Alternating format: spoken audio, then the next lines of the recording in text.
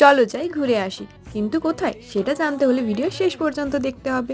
তো আমরা ট্রেনের সফরের মজা নিতে নিতে পৌঁছে গেছি গড়বেতা স্টেশনে। তারপর অটো করে 10 মিনিট যাওয়ার পর আমরা পৌঁছে গেছি আমাদের আজকের ডেস্টিনেশন গনগনি, যাকে বলা হয় বাংলার গ্র্যান্ড ক্যানিয়ন। কিন্তু এখনো রাস্তা শেষ হয়নি, আমাদের আরো কাজু বনের মধ্যে দিয়ে হেঁটে হেঁটে 5 মিনিট যেতে হয়েছে। তারপর আমরা আসল জায়গায় পৌঁছেছি। এটা হলো গনগনির watch tower and guest house. এটাই সেই ভিউ যেটা দেখতে লোক দূর দূর থেকে আসে, যার জন্য এর নাম গ্র্যান্ড ক্যানিয়ন। তারপর এই সিঁড়ি দিয়ে নেমে ওখানে পৌঁছতে হবে।